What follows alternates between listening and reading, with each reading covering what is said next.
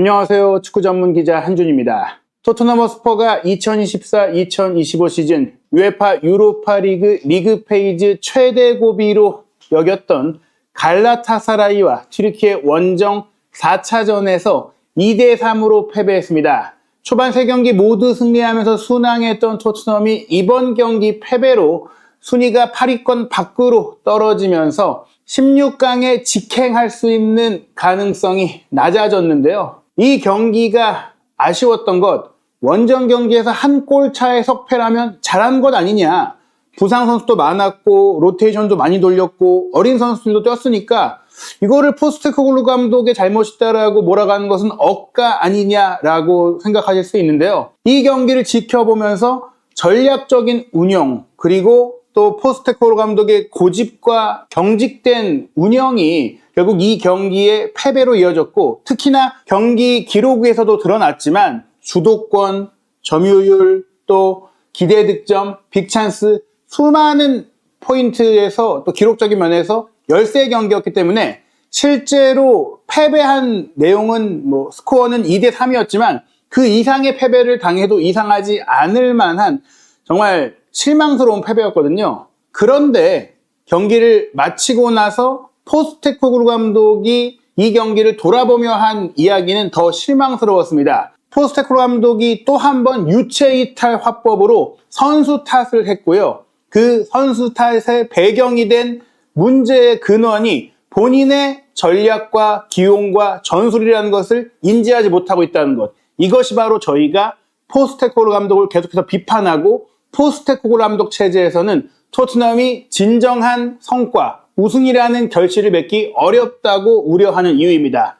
지금부터 포스테코글루 감독의 경기 후 인터뷰 내용 그리고 그 인터뷰 내용에 비춰봤을 때 토트넘이 실제로 보였던 문제가 뭔지 하나씩 살펴볼 텐데요. 우선 먼저 이날 경기 총평하면서 전반전에 우리는 공을 너무 많이 내줬다고 포스테코글루 감독이 얘기했습니다. 우리가 후방에서 공을 지키지 못했고 미드필드에서도 공을 잘 지키지 못하면서 공을 쉽게 뺏기다 보니까 흔들렸고 상대에게 기회를 많이 내줬다. 우리는 평정심이 부족했고 갈라타사라이가 경기의 발판을 마련할 수 있도록 허용했고 그 대가를 치렀다라고 이야기를 했는데요. 그 과정에는 선발 전략의 구조에 문제가 있었어요. 토트넘 허스퍼가 라인을 끌어올리는 팀인데 라인을 끌어올리지 못한 이유는 반더벤과 또 로메로 선수가 모두 부상으로 빠진 가운데 구성했던 두 명의 센터백 드라구신과 벤 데이비스 이 두 명의 센터백과 그 앞을 커버하게 한 비수마 선수를 통해서 공격 빌드업이 매끄럽게 이루어지지 못한 겁니다. 그런데 갈라타사라이가 기본적으로 3백을 두면서 하이라인의 축구를 했기 때문에 여기서 굳이 비수마에게 공을 전달한다거나 인버티드 풀백에게 공을 연결해서 뒤에서부터 차근차근 만들어 가기보다는 롱볼로 때려 놓으면서 경기를 했더라면 훨씬 더 효율적으로 편안하게 또 위험을 감수하지 않고 플레이할 수 있었기 때문에 1차적인 플랜 A를 굳이 갈라타사라이 원정 전방 압박을 강하게 걸면서 뒷공간을 많이 남겨놓는 그런 갈라타사라이 상대로 할 필요가 있었느냐라고 첫 번째 의문을 제기할 수가 있고요. 우리가 너무 쉽게 공을 내줬다라고 하는 부분들에 대해서 상대가 오시멘, 이카르디, 메르턴스의 3톱에 가까운 선수들로 전방 압박을 수적으로 동의를 가져가면서 해놓고 그리고 실질적으로 오른쪽 윙백이라고 배어 있지만 오른쪽 윙어에 가깝게 높이 올라왔던 아르퀸 선수라든지 아쿠긴 선수라든지 이제 오른쪽에 이 일마즈 선수들도 굉장히 높이 올라왔어요. 그러면서 전체적인 라인이 끌어올라왔죠. 그렇게 갇히게 됐고 거기서 빠져나오지 못했는데 여기서 또 하나 주목할 점이 이 단계에서 수비를 도와준다거나 빌드업을 도와줬어야 하는 10번 메디슨, 15번 베리발이 내려왔을 때도 운반에 실패하고 패스에 실패하고 수비도 제대로 이루어지지 못하면서 이 두 선수가 결정적으로 부진했는데 이 부진이 예상치 못한 일이었냐는 겁니다. 그나마 왼쪽 풀백으로 뛴 아치그레이가 측면 수비 커버도 잘해줬고 공격 전개 상황에서의 가담이나 패스 연결도 잘해줬고 실제로 이 아치그레이의 기점 패스를 통해서 윌 랭크셔의 동점골이 나오기도 했기 때문에 그나마 그레이는 제 몫을 잘해줬고 또 오른쪽 풀백인 포로가 그래도 후반전에 클루셉스키가 교체로 들어와서 질러줬던 기점 패스를 꺾어서 컷백 주면서 또 한 번 교체로 들어온 솔란키에게 골을 어시스트해주면서 이 두 명의 풀백은 그나마 제 몫을 했다라고 할 수 있는데, 결정적으로 전반전 선발 출전했던 두 명의 메짤라 조합, 메디슨과 베리발이 후방 선수들을 지원해주지 못하고 공격 선수들을 지원해주지 못했기 때문에 손흥민 선수도 고립되고 존슨도 고립이 됐다. 랭크셔도 거의 공을 받지 못했다. 그 원인은 말씀드린 대로 두 명의 주전 센터백이 없는 상태에서 후방 빌드업의 문제점을 개선할 수 있는 플랜 B를 운영하지 못한 것, 또한 최근 폼도 안 좋고 실질적으로 퀄리티 자체에도 물음표가 따르고 있는 메디슨과 베리바를 두 명의 메짤라로 동시에 선발 출전시킨 것, 그게 문제였다는 것이고, 이 장면, 이로 인해서 사실은 말씀드린, 저희가 후토크에서도 설명해 드렸다시피 후방의 안정감이 떨어졌다. 투볼란치를 아예 놨더라면 훨씬 더 안정감 있게 뒤를 지키면서 후방 빌드업의 숫자도 가져가면서 또 효율적인 롱볼을 가미할 수 있는 축구가 될 수 있었다는 겁니다. 말씀드린 대로 이 후방에서의 공을 쉽게 빼앗기는 상황이 토트넘의 위기로 이어졌는데요. 토트넘의 강점이라고 불려왔던 하이 턴오버, 상대 골문 40m 지역에서 공을 빼앗아오는 이 하이 턴오버 기록이 토트넘은 겨우 3개에 불과했을 정도로 전방 압박이 안 됐어요. 전방 압박이 기본적으로 잘 되려면 최전방에 있는 선수들의 압박도 중요하지만 그 뒤에 따라 올라오는 선수들의 압박이 함께 이루어져야 됩니다. 이렇게 3톱과 두 명의 중앙 미드필더와 또 좌우 윙백 내지 풀백들이 함께 올라와주면서 나머지 선수들이 뒤를 커버해주면서 이 라인을 커버하는 상황이 되는데, 반더벤이 기본적으로 없는 상태니까 이 라인을 올라갔을 때 간격 유지도 안 되고 뒷공간을 커버하는 상황도 불안하니까 전방 압박이 안 됐어요. 이날 토트넘의 하이 턴오버가 90분 내내 겨우 3개에 불과했고, 이는 아마도 포스테코글 감독 부임 이후 가장 적은 수치였을 것입니다. 애초에 빈도 자체도 적은데 하이 턴오버라고 기록된 것조차도 거의 끄트머리, 이 40m 끄트머리에 간신히 나왔기 때문에 실질적으로는 거의 없었다고 볼 수가 있어요. 그를 통해 이어진 슈팅도 제로였죠. 반면 갈라타사라이는 무려 19개의 하이 턴오버를 기록을 해냈습니다. 그리고 그 중에 4개를 슈팅 상황으로 가져갔죠. 이렇게 토트넘이 상대에게 하이 턴오버를 많이 허용한 경기도 거의 없었다. 즉 이 과정은 말씀드린 역삼각형 미드필드 구조의 실패다. 그리고 롱볼을 효과적으로 운영하지 못했던 포스테코글루 감독의 단조로운 전술의 문제라고 할 수 있는데, 이것을 그저 선수들이 잘못했다라고 지적을 한 것, 공을 너무 쉽게 내줬다고 지적한 것은 문제라는 것이죠. 거꾸로 이 하이 턴오버를 뒤집어서 얘기하면 자신들의 위험 지역, 그 데인저 존에서 공을 얼마나 잃어버렸는가를 보자면, 갈라타사라이가 이 자기 진영에서 26개의 공을 잃어버렸는데 토트넘은 그 2배에 가까운 58회의 공을 잃어버렸고, 갈라타사라이는 흥미로운 게 이렇게 공을 잃어버린 상황에서도 바로 압박을 타이트하게 가져가면서 단 하나도 슈팅을 허용하지 않았어요. 토트넘에게. 토트넘은 12개나 이 상황에서 슈팅을 허용한 거예요. 총 28회나 슈팅을 허용했고 빅찬스도 8개나 내주면서 사실 5골, 6골 정도를 내줄 만한 경기를 했는데, 그 위기의 상당수가 자기 진영 안에서 무리하게 공을 연결하려다가 뺏겼다라는 거예요. 그냥 쉽게 차내고 속공으로 롱볼로 가져갔다라면은 위기를 피할 수 있었는데, 심지어 갈라타사라이는 그렇게 경기를 운영하면서 토트넘의 뒤를 때려놓고 토트넘 진영에서 공이 이루어지도록 경기를 운영했는데 토트넘은 그러지 못했다는 것이죠. 그러면서 토트넘이 후방 빌드업도 안 되다 보니까 공을 지배하지 못하고 미드필드 지역에서 특히 메디슨과 베리발이 이 공격 영역 지역에서 공을 소유해줘야 되는데 그게 안 되니까 필드 틸트, 공격 지역 점유율에서 극도로 부진을 했습니다. 공격 지역 점유율, 즉 볼 점유율 중에서도 경기를 얼마나 주도했는가를 나타내는 경기장 기울기의 수치에서 갈라타사라이가 무려 75.3%, 토트넘이 24.7%, 즉 완전히 갈라타사라이가 토트넘 진영에서 경기를 했다라는 거예요. 이런 상황도 포스테코글루 감독 체제는 거의 안 나와요. 포스테코글루 감독 축구에서는 이렇게 필드 틸트도 앞서고 점유율도 앞서고 슈팅도 앞서는데 결정력이 안 따라줘서 경기에 역습을 당해서 진다거나 이런 상황들이 있었는데, 이 경기는 그야말로 아무것도 안 됐다는 겁니다. 그러면서 포스테코글루 감독도 이날 경기 내용이 만족스럽지 않았기 때문에 이렇게 얘기를 했어요. I just felt it was self-inflicted. 이건 우리가 스스로를 자해하는 행위같이 느껴졌다. 공을 지키기 위해서는 아주 간단한 해결책이 있었다. 그렇게 어렵지 않았는데 오히려 우리가 10명의 선수가 됐을 때 그것을 보여줬다. 우리는 공을 소유했을 때 더 강해야 했고 매주 우리가 해왔던 축구를 해야 됐다. 우리가 원정 경기를 왔기 때문에 환경도 바뀌었고 또 원정 팬들의 응원이 강했던 분위기 탓도 있겠지만 내가 가장 기억에 남는 순간은 우리가 공을 빼앗기는 그런 순간이었다. 근데 막상 11명이 있을 때는 확신이 없고 실망스러운 플레이를 했는데 10명이 됐을 때 더 쉽게 경기를 풀어갔다. 이렇게 얘기를 합니다. 실제로 실시간 공격 위협도 그래프를 보면요. 토트넘이 공격 위협도를 쫙 끌어올리면서 추격골을 넣었던 게 66분 딱 직후예요. 그 시점이 어떤 시점이냐?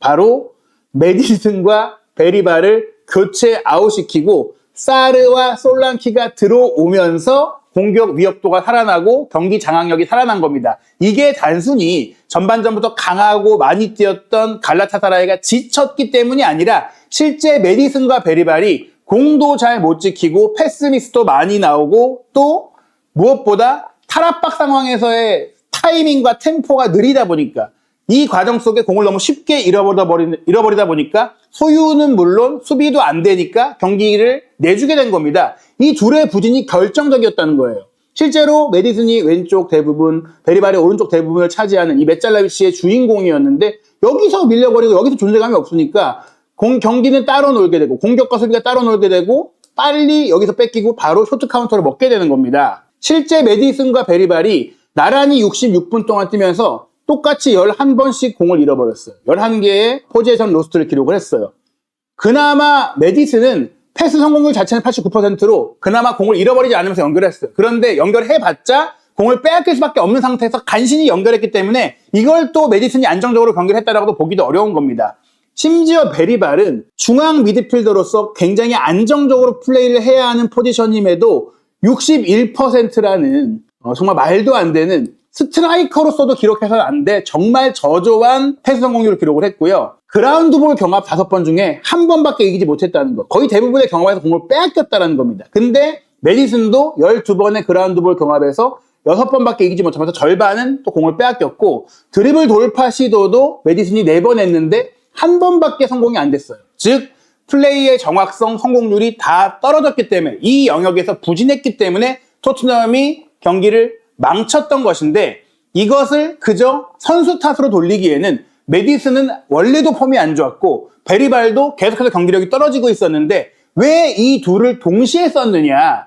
예를 들어서 메디슨을 이번에 쓸 거라면 메디슨을 원공미로 놓고 비수마 벤탄쿠르를 뒤에 받치게 해서 메디슨의 부담을 덜어주면서 경기를 운영을 하든지 베리발을 쓸 거라면 역시 똑같은 구조를 가져가든지 아니면 조금 더 공격적으로 쓰든지 각각 선수들의 장점을 끌어낼 수 있도록 해줘야 되는데 나란히 커버와 보호가 필요한 공미 성향의 선수를 함께 붙여놓으니까 둘 다 죽게 된 겁니다. 이걸 그냥 선수들이 못했다, 쉽게 할 수 있는데 못했다 얘기하는 것은 본인의 잘못이 뭔지는 돌아보지 않는 포스테코글루 감독의 유체 이탈 화법이라는 거예요. 이 경기에 대해서 포스테코글루 감독은 분명히 실망스러운 결과다라면서 또 한 번 전반전이 좋지 않았다. 특히 볼을 다루는 데 있어서 전혀 좋지 않았고 불필요하게 공을 너무 많이 내주면서 낭비만 했다.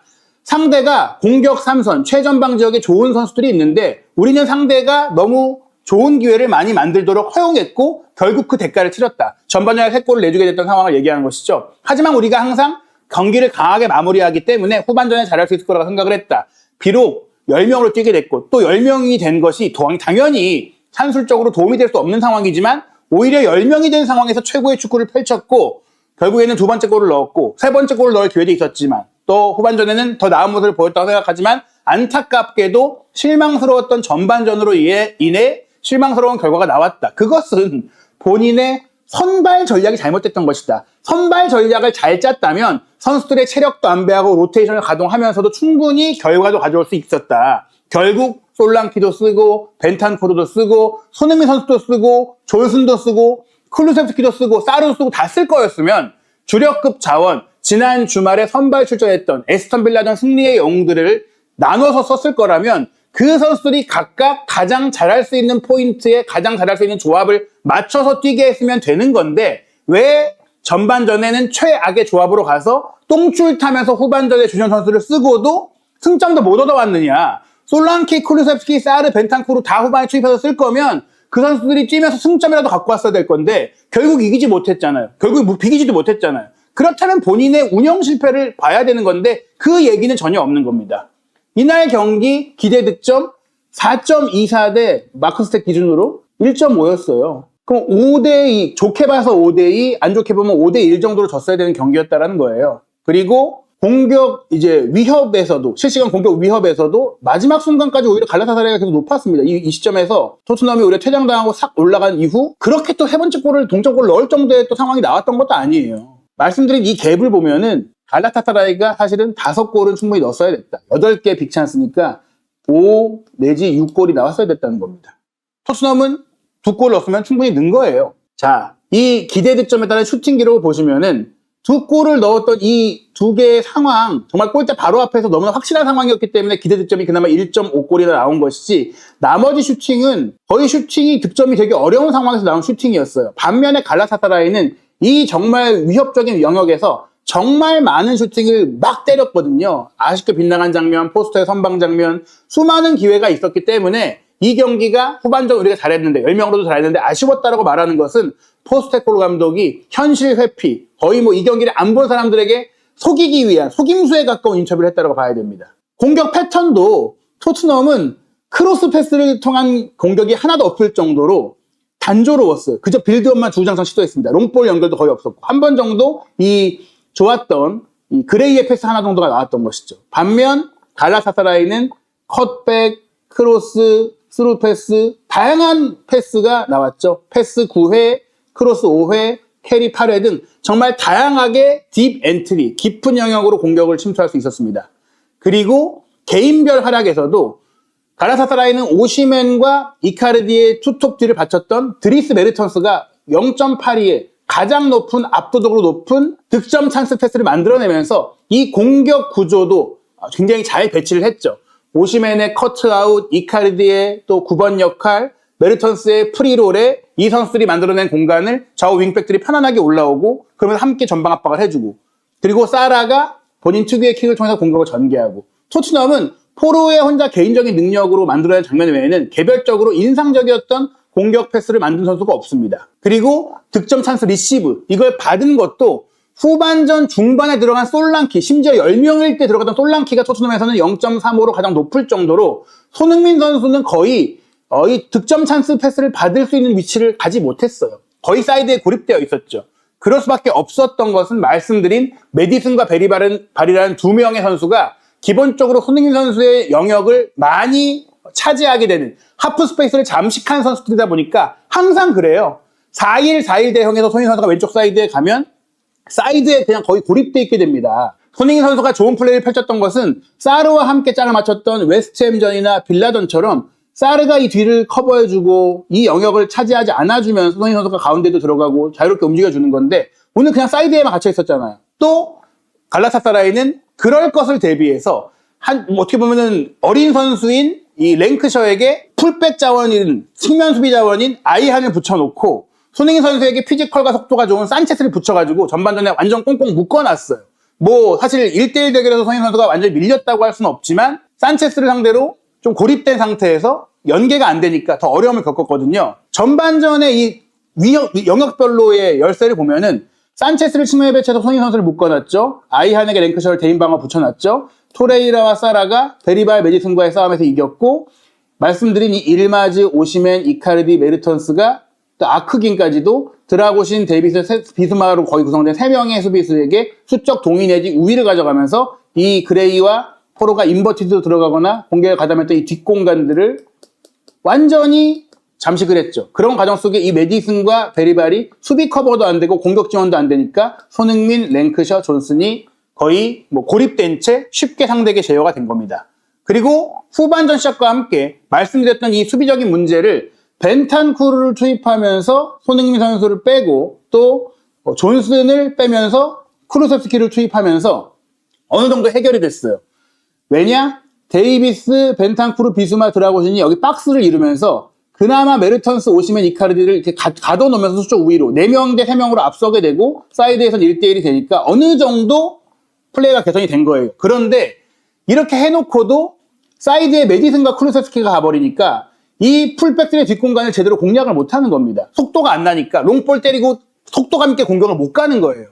그러니까 애초에 벤탄쿠르, 비수마, 베리발레지, 메디슨으로 선발 명단을 짜서 4-2-3-1로 두고 손흥민, 존슨을 놨으면 훨씬 더 수비도 안정감 있고 신속하게 역습 축구를 하면서 게임을 잘 풀어갈 수 있었다라는 거예요. 그나마 경기가 잘 풀어놨던 것도 66분에 베리발과 메디슨을 빼고 솔랑키가 이제 사르와 함께 들어왔잖아요. 이때 랭크셔가 퇴장을 당하면서 10명이었지만 여전히 이 4명이 수비를 지켜주고 여기도 커버를 해주었을 때 오히려 이 3명인데 예? 솔랑키와 사르가 빠르게 많이 뛰어주니까 상황이 연출이 됐잖아요. 그러면서 골이 나왔잖아요. 이 상황이 무엇을 의미하느냐. 베리발과 메디슨이 함께 뛰면서 그 어떠한 좋은 장면도 만들지 못했다라는 겁니다. 그래서 말씀드린 대로 애초에 전반전에 솔랑키와 클루셉스키와 벤탄쿠르를 중앙지역에 함께 한 발로 내고 손흥민 존슨을 함께 냈다면 전반전에 토트넘이 더 먼저 많은 골을 넣으면서 앞서가고 후반전에 손흥민도 쉬게 하고 솔랑키, 존슨, 클루셉스키, 벤탄쿠르 다 쉬게 하면서 랭크셔도 넣고 어떻게 보면은 다른 유망주 선수들도 투입을 하고 기회를 주고 또 미드필드 라인에 사르나 다른 선수들 투입을 해서 그 선수들로 나머지 시간을 보내고 최대한 버텨내고 이런 식으로 운영을 했으면은 모든 선수들에게 비슷한 출전 시간을 주면서도 훨씬 더 안정적으로 경기를 운영할 수 있었다라는 것이죠. 즉, 이 경기에 자해 행위를 한 것은 토트넘의 선수들이 아니라 포스테코글루 감독이라는 겁니다. 그렇게 리드한 상황에서 들어갔더라면 베리발이든 메디슨이든 어떻게 보면 상대가 또 골을 넣기 위해 올라와야 되니까 더 많은 공간을 심리적으로 안정감 있게 풀어갈 수 있었다는 것이죠. 메디슨과 베리발에게 더 편안한 기회를 후반전에 주면서 자신감도 끌어올리고 경기 감각도 만들 수 있었는데 자해 행위를 한 운영은 포스테코글루 감독의 책임이라는 겁니다. 갈라타사라이와의 경기 패배로 자신감도 꺾였고 체력적으로도 힘들었을 토트넘인데요. 과연 오는 주말 11월 10일 일요일 밤 11시 입스위치 타운과의 프리미어리그 11라운드 경기는 어떻게 포스테코글루 감독이 운영할지 지켜봐야 될 것 같고요. 이어서 11월 A매치가 있고 11월 24일 일요일 새벽 2시 30분 맨체스터 시티와 프리미어리그 원정 경기가 있는데 이 경기에서 어떻게 보면 포스테코글루 감독이 또 한 번 중요한 경기 전략적인 시험대에 오르게 될 것 같아요. 그리고 유로파리그 연패를 당하면 안 될 텐데 AS 로마와 홈 경기이긴 하지만 빅매치가 바로 11월 29일 11월의 마지막 경기로 열리게 됩니다. 포스테코글루 감독이 과연 본인의 전술적인 문제를 얼만큼 보완할 수 있을지 봐야 될 것 같고 12월 들어서는 정말 빡빡한 일정이잖아요. 12월 1일에 풀럼전, 6일에 본머스전, 또 9일에 첼시전. 솔랑키를 토트넘으로 보내고도 더 좋은 경기력을 유지하고 있는 본머스와의 원정 경기도 이라올라 감독과의 비교가 예상되고 첼시와의 런던 더비는 피할 수 없는 라이벌전입니다. 또 레인저스 원정 유로파리그 또 맨유와의 카라바오컵 8강전이 12월 20일 금요일 새벽 5시로 확정이 됐거든요. 후뱅 아모린 감독이 이끌 맨유를 상대로 포스테코글루 감독이 또 한 번 적나라한 본인의 실력을 감독으로서의 능력을 노출하게 될 것 같습니다. 11월 10일 입스위치와의 경기 이후에는 월드컵 3차 예선 일정이 진행되는데요. 손흥민 선수가 소집이 됐죠. 11월 14일 목요일 밤 11시 쿠웨이트전, 11월 19일 화요일 밤 11시 팔레스타인전도 한준TV가 여러분과 실시간으로 소통하는 입중계로 준비하고 있습니다. 토트넘 허스퍼의 모든 경기, 한국 대표팀의 모든 경기, 즉 손흥민 선수가 출전하는 모든 경기 한준TV가 항상 여러분과 소통하는 입중계 준비할 테니까요. 한준TV 구독, 좋아요, 알림 설정으로 현지 분석 영상, 현지 독점 보도 팩트체크 그리고 실시간 입중계까지 함께 해주시기 바랍니다.